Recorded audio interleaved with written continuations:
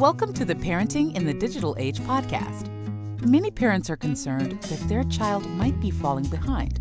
Others are just looking for ways to help their children thrive, not just in the classroom, but socially and well into their future careers.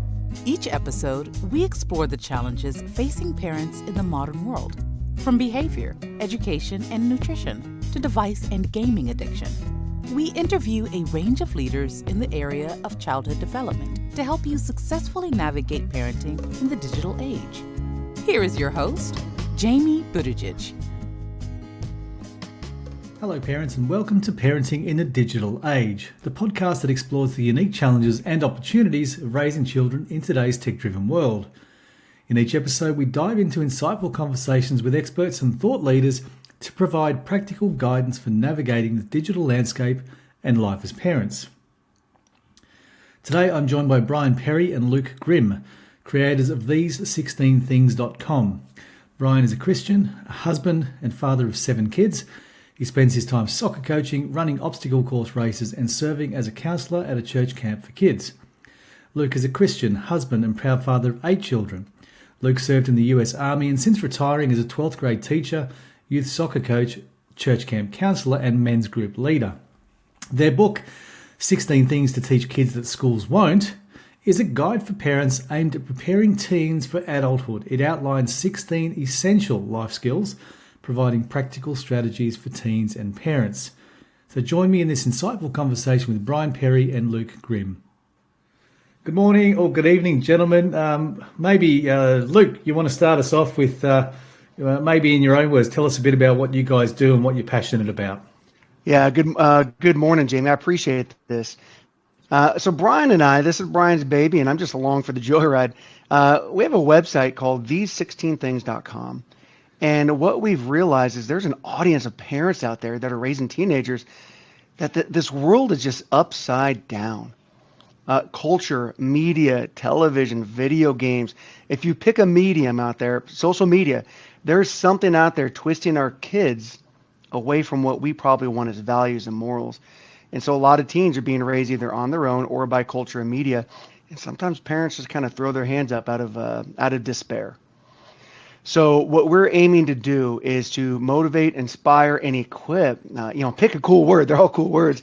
We want to help other parents because Brian and I, we got a bunch of kids too, and it's just tough, Jamie.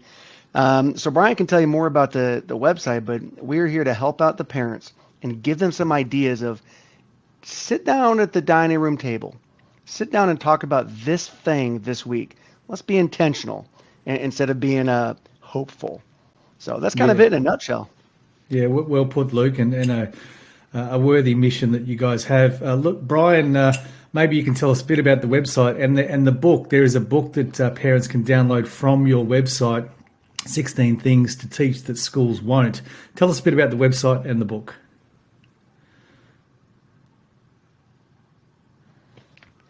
Brian's muted.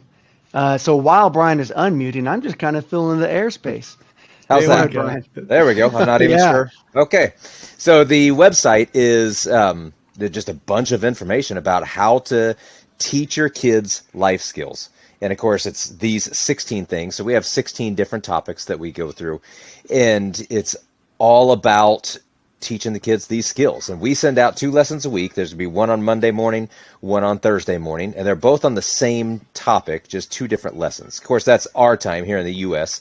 So different areas of the world, you're going to get it a little earlier, a little later, depending on where you are. But that's what we do. The book is a free book to get on there and download. Just on the menu up above at the top of the page website, just click on book and you can go download the book, and it goes through a lot more in-depth, I guess I'll say, information with other resources that you can click on to do.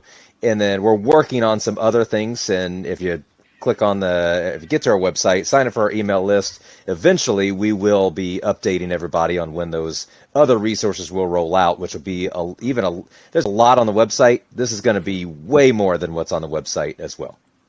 Yeah, absolutely. And I recommend to parents, go and get that book, particularly if you are a parent of teens or about to be a parent. If you've got a preteen, this book will be invaluable, really thought-provoking. So how did you guys select the 16 skills that were highlighted in the book? I'll take that.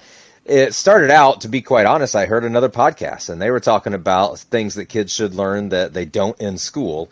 And I took that list, which was not 16, it was actually a little less, and I took that and added some and just launched that, started working on all those skills. Once I brought Luke in, he added, we changed out a few others. Luke pointed out that a couple others should be in there, more faith-based, which is what we're both Christians, so there is some faith stuff in there, and rightfully so. Luke pointed out that we need those, and I agreed, and so we added and changed out a couple others, but that's how we came up with it. Was there an inspiration other than hearing the podcast? I mean, you guys have about, if I get the number right, it's about 15 kids between you, right? And was it based on your own journey with your own, parenting journey, or was there an inspiration that, caused you to, or a frustration? Like, what was the inspiration behind the book? Oh, behind the books. That's a Brian question. Yeah.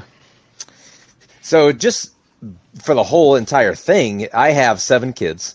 And when I started, I had 6. But when we started this project, I had 6 and my wife was pregnant. And I'm big on teaching the kids how to function in life. And I've been telling them for years, you guys need to understand and learn what we do every day. So we earn money, whether it's through a business or work. The kids need to understand how to earn the money. We take care of our house in every way, whatever that is, whether that's just the finances, whether that's cleaning, cooking. We try to help the kids understand what we do and involve them in that as well. And then just how to deal with people.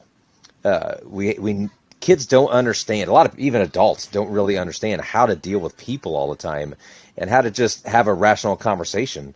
And so that's another thing we try to teach. And then, of course, all the faith-based stuff.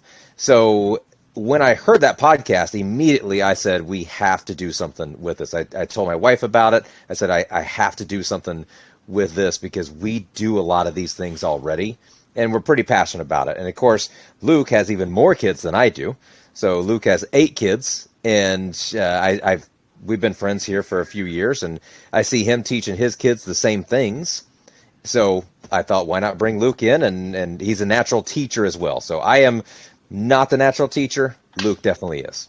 Great. And we're going to cover some of these things, some of these 16 things, from career readiness, financial literacy, the importance of sleep and eating and exercise, mental health.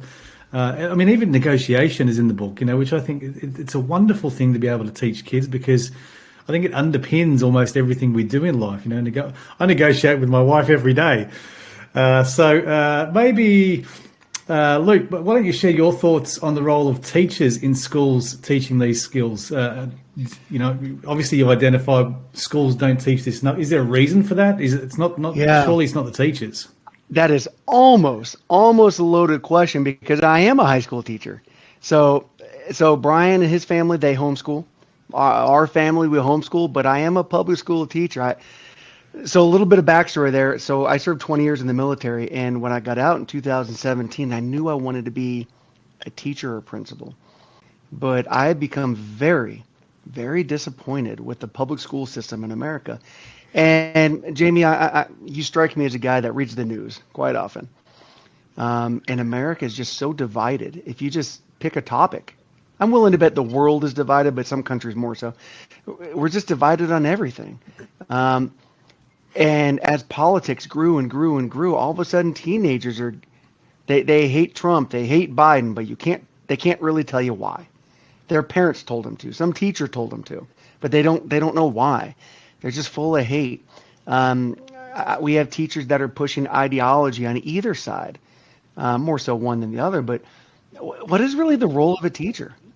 We live in a country that our math scores and our English and comprehension scores are just down in the tank, but teachers feel it's their job to teach all these other ideologies.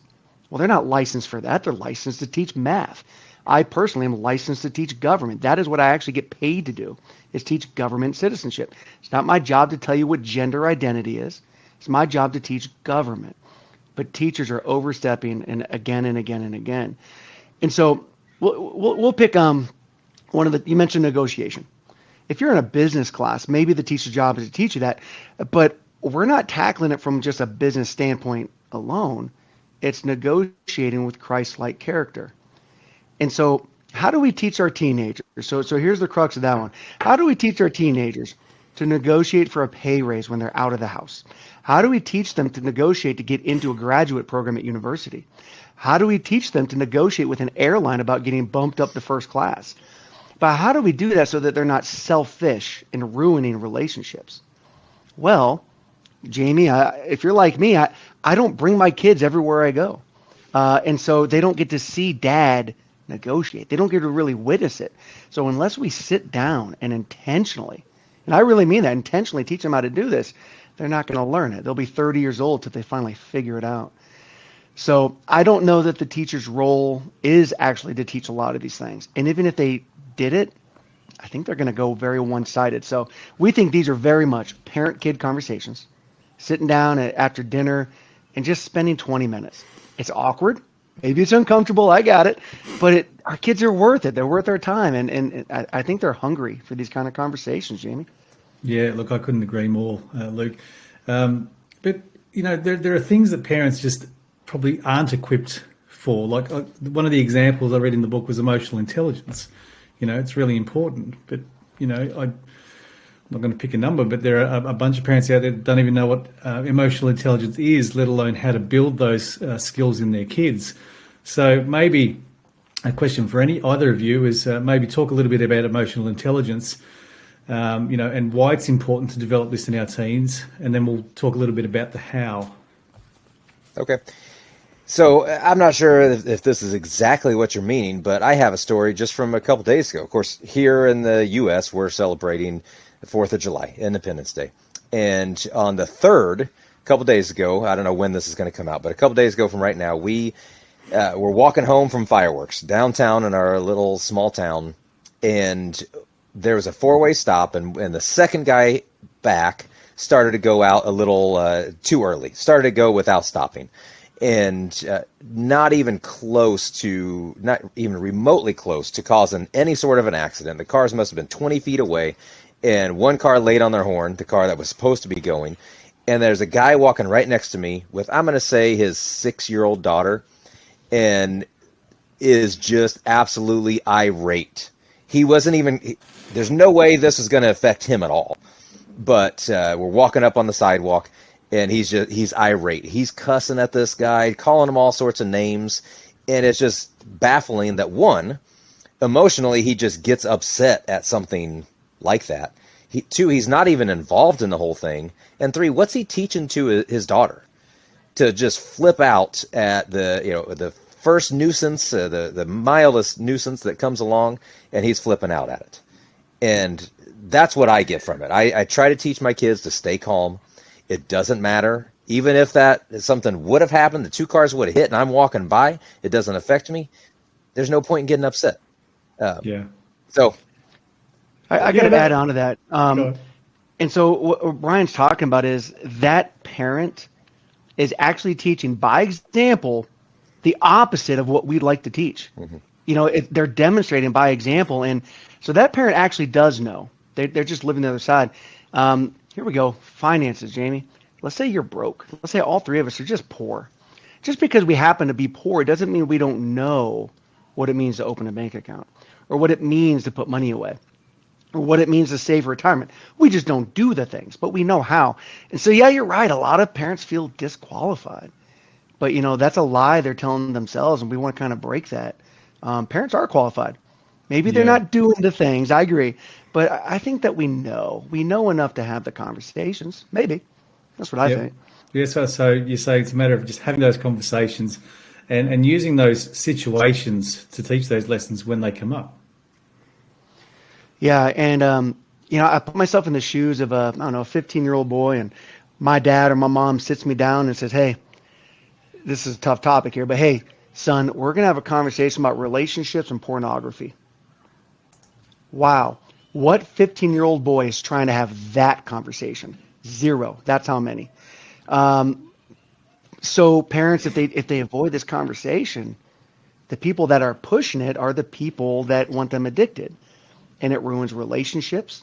And if you're a girl, if you don't have that conversation, you can get involved in a bad relationship. So whose job is it to sit them down? It's ours.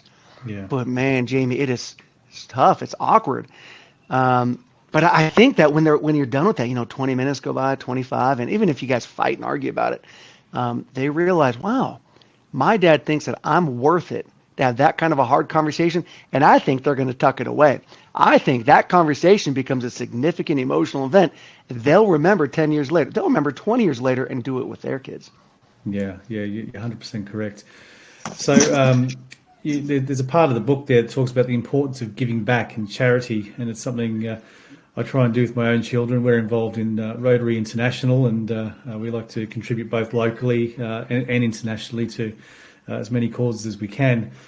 But, how does a parent, how do you guys go about instilling that sense of social responsibility or the habit of giving, and what are some of the benefits to those kids and teens as they grow up? First of all, what we do to teach them this is, one, we teach by example. So like we said earlier, Luke and I both go to church. We're both Christians, and I believe that tithing 10% is what we should do. So we show the kids that we do that all the time, every week. Then my kids do earn a little bit of money. I have my own business. I'm a painter. We do painting, pressure washing, a bunch of stuff like that. So I actually have my kids clean out brushes, and I pay them to clean out my brushes. And then sometimes they do get to go to work with me and earn a little bit more money. But what they do is when they get up to $20 for cleaning out brushes, I'll give them the $20, and then they take 10% of that. I know it's only $2, but it's starting to teach them the skill. So they take $2, they put it in an envelope. Once they get up to whatever it is, sometimes it's just $2, sometimes they're up to $10 or so, then they can take that to church and tithe that. If there's another organization that they have heard of that we are involved with and they want to do something with them, that's fine as well. They can give it to them. But they take the 10%, they tithe. They also take 10% and put it into what we call long-term savings, which is money they won't ever touch. Ideally, they're going to live off that interest eventually. And then they take whatever else they want, whatever percentage they want, they put in the short-term savings, which is saving up for camp or something big they want to buy, and then they get the rest to spend. Yeah. But the tithing, the 10% tithing, that's how we teach them the responsibility of tithing. Yeah, important skills. And I think in your book you recommend, is it Dave Ramsey's book as well? One of your recommendations? Yes, that's one of them. Mm-hmm. Yeah. Yes. Some good total money makeover, financial peace. Yeah. Are you familiar with Dave Ramsey? I am. Yeah. Yeah. It's just. So what Brian's doing is he's taking those ideas and those themes and he's actually putting them into effect. And how do we make our kids want to do that? And that I don't have the picture perfect answer. I don't. But what Brian's doing is he's demonstrating, hey, I do this, so let's do this together. And I think that that's powerful. So again, back to that word is intentional. Brian is very intentional about what he wants his kids to do and giving them the why. Brian, how old are your older two? 14 and just turned 13. Yeah, so that's the age where kids, they want to know the why. You know, they're done kind of just doing it because you told them to. And if we can show them and give them the why, I think they'll continue being generous and selfless when they leave the house. That's kind of the goal. Yeah, and it really is about building those habits early. I remember, being furious as a kid, got my first job, and my dad's way of teaching was you spending nothing, you get nothing. I take your bank books and I'll give them to you when you're ready. And that was a little bit extreme, I thought. Now, okay, I was able to buy my first car and buy a house when I was 20 years old. But I don't know that it was the right way, because when I was then afforded the ability to use my money, I didn't use it wisely, right, because I wasn't taught the lessons. And so you're right, it is about building those habits early, but it's hard, like I find it, even like I've got a 19-year-old son, they're all into instant gratification. I want that thing, that, thinking that thing is going to bring them happiness on some level, and it never does. Right. How do you encourage? Like, how do your kids go, Brian? With saving the 10%, do they get it? The older ones get it, I think, and they're actually fairly excited sometimes to when they take it to church on just a normal Sunday. It's just standard. It's not a big deal. Yeah. But when they come across, we're involved with a couple other missionary organizations, and I was on the board of one a while back, but when something would come up with them, they would say, "Hey, let's give this to La Foi," which they're based out of here, the U.S., and they were doing some work in the Dominican Republic with Haitians. But he said, I want to give them to them this time, and I know they need it here. So I think they are pretty excited to do that when something big comes up, or if there's an event at church when they're raising money for something specific. They always come home, and we usually put it in our safe. And again, it might get up to $10, $15, but they're asking if they can get that out so they can take it into church, because they're raising money for, again, something very specific, and they want to take it in for that. So I think they do. The younger ones, they don't really understand yet. They know what we're doing, but they don't understand, I guess, all the implications, all the benefits to other people from it. Yeah, but I think you're doing something good because you're building the habit early. And I think that's part of it, just having the habit, rather than trying to introduce it to a 19-year-old or a 15-year-old. I think it is important as a parent to build those habits early, even if the why isn't quite fully there. Let's talk about failure for a minute. So our culture often only celebrates successes. How can we teach our teens to view failure as an opportunity for growth rather than a devastating setback? I'll jump on this one.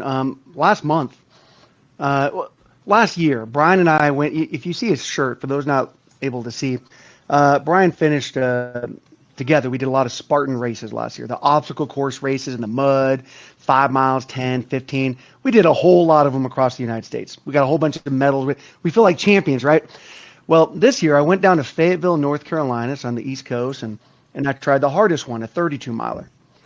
And I knew that my knees, because I've had issues with them, they may act up, and they did. About the 8th or 9th mile, I could feel it in my knee. At the 13th mile, I'm limping. At the halfway point, I'm putting on fresh socks and fresh shoes, and I'm like, I'm done. This is going to be a mess. So I get 27 miles out of 32, and I have to call it quits.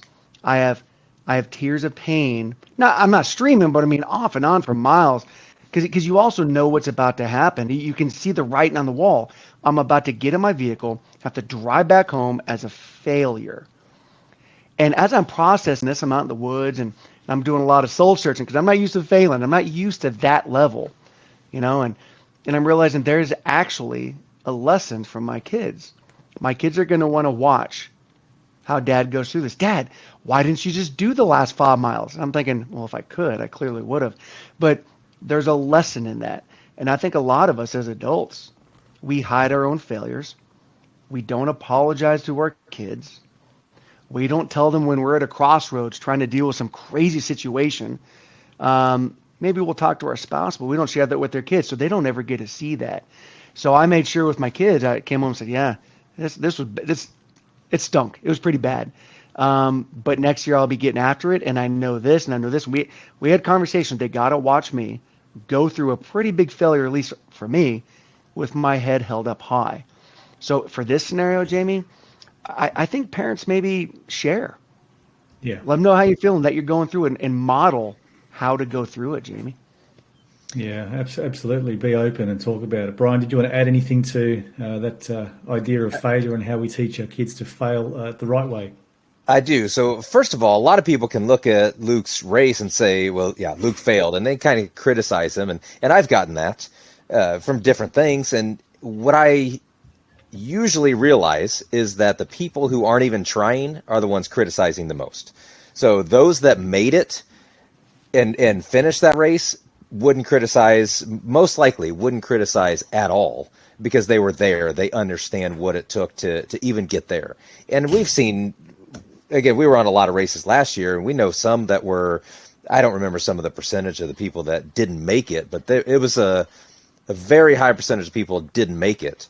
And there's no criticizing from the people that are there. Now, they may go home and get some criticism from, again, the people who are probably sitting on their couches, not doing anything. But so first of all, understand that. But as far as teaching the kids that failure is okay, is letting them fail. A lot of parents want to step in and make sure their kid succeeds, and then their kid doesn't learn anything. So it's okay to be a little hands-off, let the kid fail, and then talk about that. And say, you know what, you're not really failing unless you give up right now. If you get back out there and try it again, you can succeed. And it's just a stepping stone to get to your whatever goal you're pushing for. So I guess my point is just let the kids, give them some freedom. Let the kids fail sometimes. Obviously, if they're going to seriously injure themselves or die, we don't want to fail at that. But if it's something small, let them fail, and it's okay. Talk about it. Help them push past that and succeed next time. Jamie, one of your podcast guests was talking about tabletop RPGs last month. I was listening to some of that, and we're big board gamers at the house. Brian and the family, they do games, and there's a lot of value. And maybe 8 years old, 8 to 12 is kind of a good section to start. But I don't know, I'll be sitting down with my kids and my wife, and my wife can feel really bad for my kids. Like, Luke, why are you beating our kids so bad at the games? Like, well, it's not all the time, but I'm like, I don't want to save the kid and just give it away, because there's a lesson to that. And you do that too many times in a row. Brian's big into soccer at the soccer league with coaching, and I can't imagine what that would do to a kid to not let a kid fail sometimes. Yeah. I mean, yeah, at our house it's controlled. We can control it and work through it. But when they're 19 years old, Jamie, you said you got a 19-year-old. When they're out, that is not the time to learn how to process that. That's a tough time. Yeah, and I think it starts early. I've got an 18-month-old granddaughter, and she's about to fall, and you can see she's about to fall. Naturally, you want to step in and stop them from falling, but you got to let them fall. You got to let them know that they can figure out how to go down those stairs or up those stairs themselves, or they're never going to figure out life. So I think it starts from literally that age. So in an era where maybe I'm a little overcritical on this, but I think schools and sporting clubs, everyone's a winner, everyone gets a ribbon. How can parents help their kids build self-esteem in their teens without fostering a sense of entitlement? I think it starts with just not. First of all, I don't think you are overcritical of this. Everybody thinks there's no losers. Everybody wins. We've been in leagues where they're not keeping score or anything, and we don't want to have a loser. I've heard some schools are now doing away with. Oh man, I can't even think of it. The boy, what am I thinking of? Luke, help me out. You know this. We're talking about certain tests, homework. They're doing with homework. No, doing away with SATs. Whoever the smartest person in the class, boy. Like the valedictorian. Yeah. Valedictorian, yes. In 2017 in Texas, 26 valedictorians. This made national news. It was a high school in Texas, 26, and they did some interview with the district people, and like, well, we just felt like all these people did so well. You can't possibly set yourself apart from your peers when you want to go to a college or university when everyone got what you got. Sorry, Brian. No, I couldn't even think of it. It just slipped my mind right there. So, but I've heard some schools are doing away with the valedictorian because they don't want anyone else to feel bad that they didn't get in. And of course, in youth sports, sometimes everybody gets a trophy. And Luke mentioned that I coach soccer, and I mean, most of the time, these kids, I was at U11, and so these are 8, 9, and 10-year-olds, and they understand. They know if they've won or lost.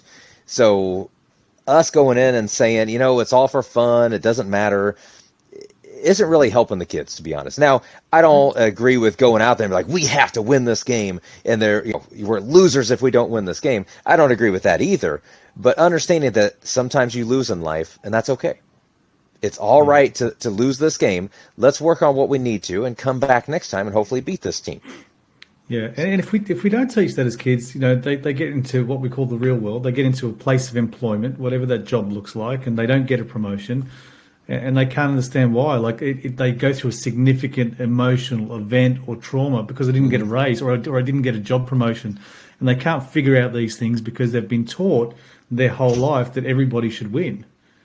And then when they do lose, we have to worry about their mental health. Yeah, it's all about their mental health because they're not used to it.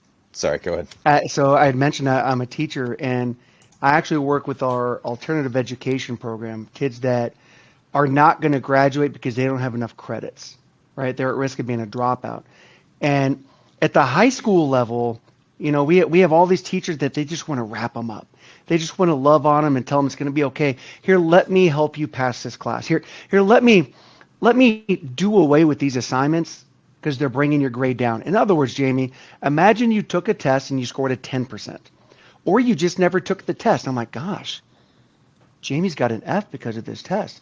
Let me just take the test off of the books. And these sort of things again and again and again. There's a lesson in that. And these kids are going to leave high school, and they are leaving high school. They are not prepared for true success, and they're not prepared for true defeat. They think that the world is a warm and cozy place. And at the same time, they're about to have to balance a rent payment with utilities and food and gasoline and a vehicle. Then they have to go to work and be efficient and effective and know how to negotiate, know how to talk to people. And then, because they spent years on their phones, they don't know how to interact and date. We're in for a world of hurt. It's looking really, really bad. So the stuff Brian's talking about with the soccer kids, imagine you're the parent of the soccer kids. This is our chance. Sit down at the table and talk about winning and losing. Yeah, have a conversation. This is what it looks like. And here's an example when I won. Here's an example when I lost. And here's how I dealt with them. Our kids kind of actually want to hear our stories. Yeah, and it's often those defeats that define you. Like I know about business, and when I get knocked down and knocked about and get bruised, it's what's created the business or the person that I am today. Like, you need to have those knocks. If you don't, I'm not sure what sort of life or quality that you have. In your book, guys, you talk about the importance of sleep, and this is something I actually thought all teenagers were really, really good at. They're all good at sleep. I think my 19-year-old is still sleeping this morning, right? So, how can parents and educators better emphasize the importance of sleep? Given the modern distractions, like there are a lot of teens who, they'll finish dinner, they'll watch some TV, they go to their room, and they're on their phone for hours. Like, it's a problem. Is this getting in the way of sleep? What's your advice to parents and or teens here? I would say take the phone away. When maybe they can have it up until 8 o'clock or whatever that time is. Give them sufficient time to get that out of their system before they can go to sleep. But it really even starts before that. So Luke and my kids, none of them have any sort of social media. My 14-year-old does have a phone. She texts with it, and that's about it. Maybe watches some YouTube videos, but she understands what she can and what she can't watch. But she's learning how to be able to use that phone responsibly. And she sees us not constantly on social media. So we've talked to her about the importance of not being on it, especially at her age. So there's no distraction of her trying to scroll through TikTok at 10 o'clock at night instead of going to sleep. And she understands that, I think. Now, my 13-year-old, he just turned 13. 14-year-old is a girl. 13-year-old is a boy. He doesn't quite understand that. And that's why his phone, or technically it's not even his phone. We bought a phone for the kids for when they go stay the night somewhere. So any of the younger kids can now take that phone when they go somewhere, but he has it most of the time. And we see him texting all the time sometimes. So that's been actually taken away, and now we leave that in our room. So learning the boundaries before they get to that age where they can even be scrolling through their social media or whatever they're looking at. And but if they already have it, it's just sitting them down and having that discussion of saying, hey, this is harming you. It may not feel like it day to day or minute by minute even, but it will harm you. This is harming you, staring at your phone constantly. How about we both put it away, and hey, as a parent, I'll do the same. I'm going to put it away after 8 and 9 o'clock, whatever that is, and just trying to teach them. Go ahead. Yeah. So you mentioned a 14, 13-year-old. So here's how it affects them when they're 16, 17, 18 in high school, about to finish. I'll call a parent or family about 10:30 in the morning, maybe 11, and I'm just trying to check up on one of these kids. I'm like, hey, they're about to fail this semester. They're going to fail algebra. And the parent will answer. I'm like, hey, is Billy there? Oh, Billy's still asleep. I'll look at the clock. It's like 11 o'clock. Well, would you mind getting Billy up? It's kind of important. Oh, he just went to bed about 4 hours ago. And I'm doing some math. I'm like, that means he went to bed at 5 a.m. And me, coming from the Army for so many years, I'm pretty direct. I'm like, so I just want to make sure I heard that. Your son went to bed at 7 a.m. How's that work? Well, he can only do so many hours at work because he's only awake during this amount of time. And yeah, he's up pretty late doing video games and on TikTok and stuff. And so, we just kind of let him sleep. These are parents that have given up. They've made a choice. They made a choice to disengage. And that choice is going to hurt that kid badly. And I hadn't even thought about it, Jamie, when you asked us about sleep. And I said, man, the world is in for some hurt. Add this to it. Kids that can't keep a job because they're only awake during certain times. How are they going to do college? How are they going to do anything? The advent of the smartphone it's looking pretty bad for teens nowadays. Yeah, it's interesting. So let me be the devil's advocate here, Brian. Yeah. So some would say that's an extreme view. That if we don't let them have phones or we don't let them have social, that we exclude them from how kids are now forming social networks and how they form friend groups. How would you respond to that? I would say that I think my kids have a pretty good social network. They still have a lot of friends. We're even homeschooled too. So you would think, well, Brian's kids probably just don't have any interaction. They can't be on social media. They don't even have access to their phones all the time. And, they probably just sit at home and we're like the Waltons or something. We're just sitting home at home on our farm, not doing anything. So, but our kids are constantly busy. Our kids are friends with the Grimm kids. There's a couple other families we're friends with. And it's like, sometimes I'm like, guys, you just need to stay home at some point here. Just stay home and stop planning stuff with all your friends. And there's still ways around that. They can still maybe email them. And of course, the older ones who are doing the planning do have their phones and they can make all their plans. But I understand that maybe not being on social media or not having quite that much access to their phone or to a computer is, I'm going to say harming, but I don't believe it is. So, but it could be taken as harming because now they're not learning skills that all the other kids are learning. But as another example, a few weeks ago, I have my daughter here on the other side of my door, my 2-year-old yelling "Dad." A few weeks ago, probably a couple months ago, we had a bunch of kids over to our house. And of course, like I said, we have 7 kids. Grimms have 8. We have other friends with 4. And I'm going to say that night there must have been at least 6 extra kids staying at my house. And one of Luke's kids actually comes in. We got home from soccer. My wife's cooking dinner, comes in, and the first thing she says, Mrs. Perry, do you need any help making dinner? So as a Luke, she's 12, 13. Are we talking about Eve or Naomi? Naomi. Yeah, she's 13 now. Yeah, 13. 13. So she comes in as a 13-year-old, asks my wife if she needs any help. And then she didn't. It was almost done, but we end up having dinner.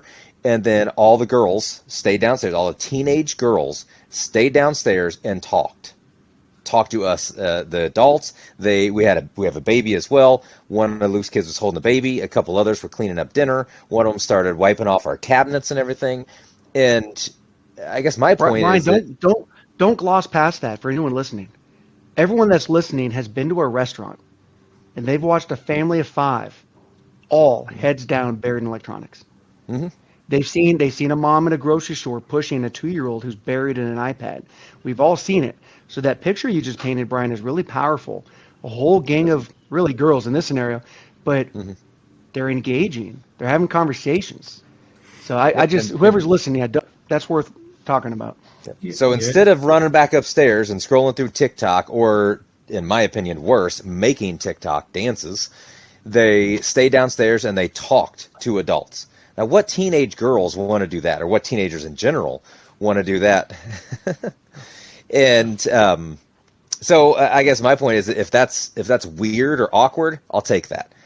I will take that because I have friends who their kids much, much younger, 7, 8 years old, they're just like, oh, they're obsessed with TikTok. And all they want to do is make TikToks. It's like, come on, man. I want to teach my kids to be able to function in life. And I'm not saying that there is just, you either want to do TikToks or whatever social media and you can't function, or you're 100% like our kids. There is a lot of middle ground and anywhere in between. And I do, this is going long, but I do understand that technology is becoming more and more prominent, and my kids aren't necessarily learning that.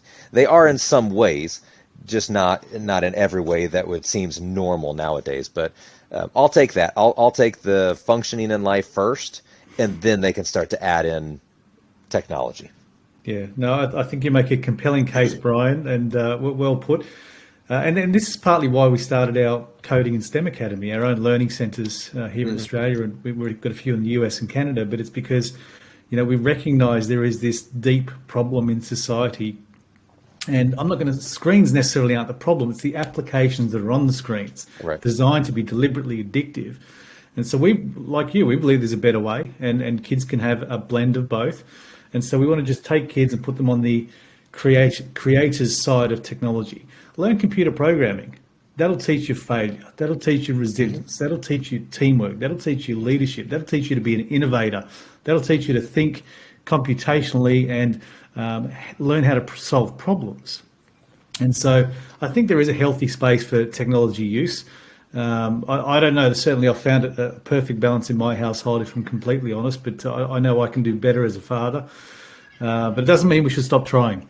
First step is self-awareness, right?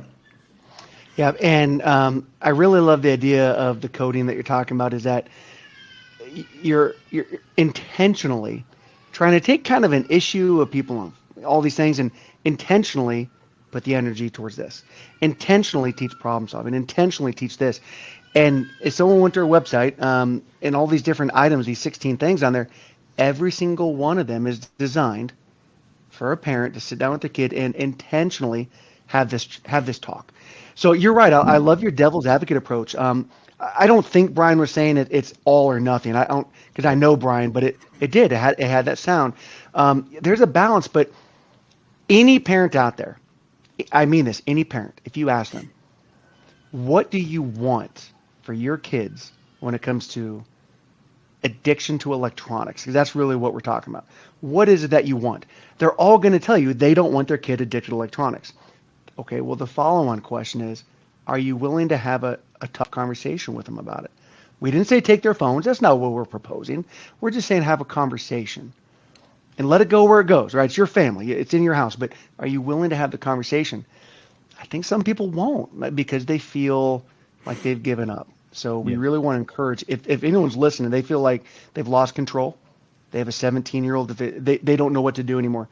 Definitely want to encourage you. You are qualified. You do know what you need to know. It's just a conversation with your kid. That's it. It's a conversation. Yeah, well said. Appreciate that sentiment, Luke. And I'd also encourage anyone who is in that position to download this book. You just, what is the website, guys? These16things.com. Correct. These16things.com. So it's these16things.com. Look, I went straight to the website. You didn't even need to put in your email address. Like the guys here are so generous in giving you this content.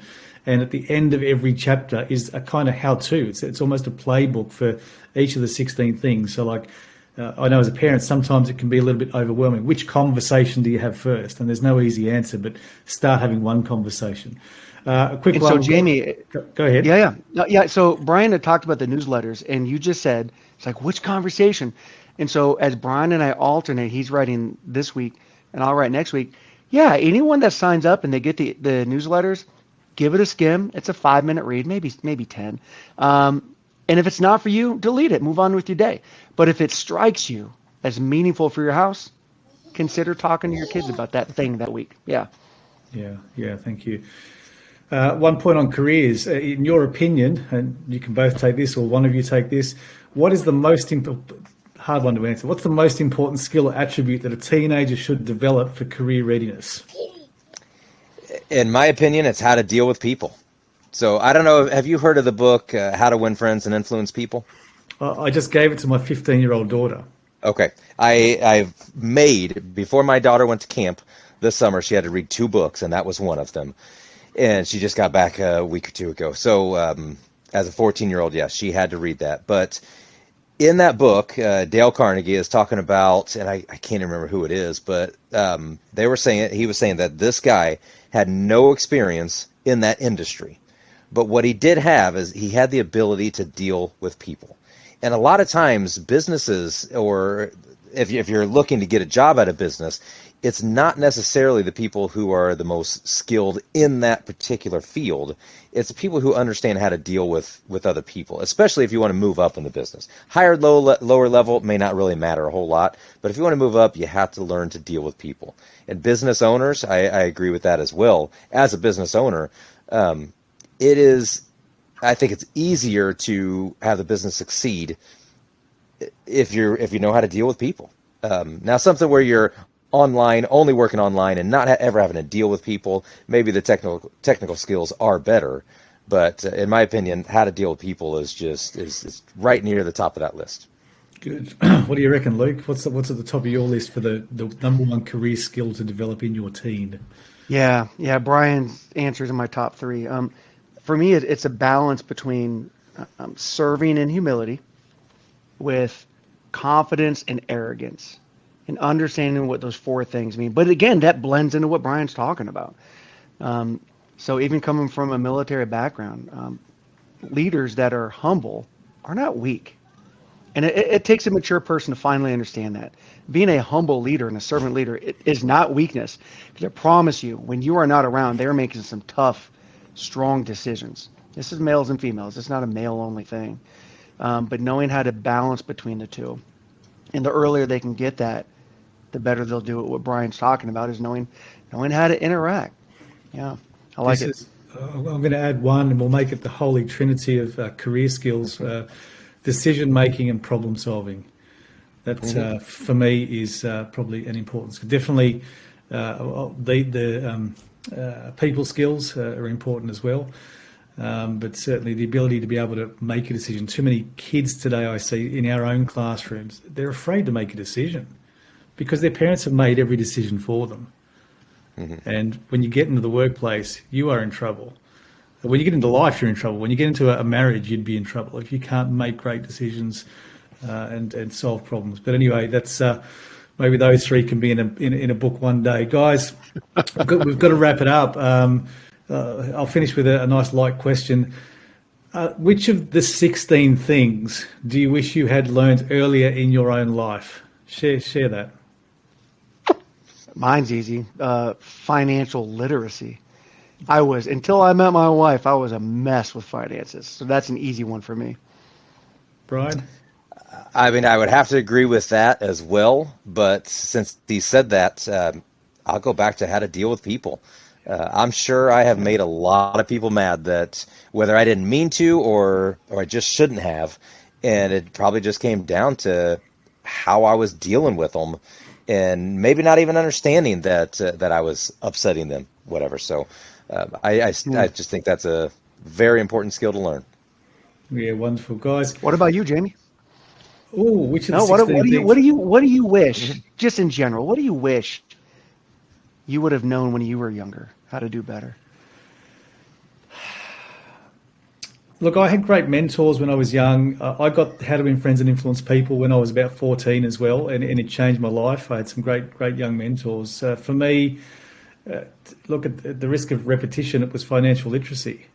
My parents thought they were teaching it to me by taking literally every money cent I earned. They took it and then gave it to me when I was sort of 18 or 19. And then that created a train wreck because I had all this money and wasn't taught how to use it, save it, donate with it, and all those sorts of things. So financial literacy. Probably the other one for me is healthy habits around food, healthy habits around exercise. It's still something that I need to wrestle with, largely mentally, but I think that would be the other one for me. Thank you for asking. Guys, thanks for your generosity. I know I got a lot out of today's conversation. I want to stay connected with you guys. I think, to be honest, if you're not developing it already, you need some sort of camp where parents and teens can come. You need some sort of course, because the combined knowledge, the information I read in the book is a game changer. So I encourage you to pursue your mission and keep doing the great work that you're doing. And I look forward to seeing what eventuates from these 16 things in the future. Thanks for your generosity. Thank you. Thanks for having us here. You're welcome. Take care, Jamie. Enjoy some coffee this morning. Will do. Cheers, guys. If you enjoyed the show, please connect with Jamie on LinkedIn or Instagram. You'll find links in the podcast description. Parenting in the Digital Age is sponsored by Skill Samurai, Coding and STEM Academy for Kids.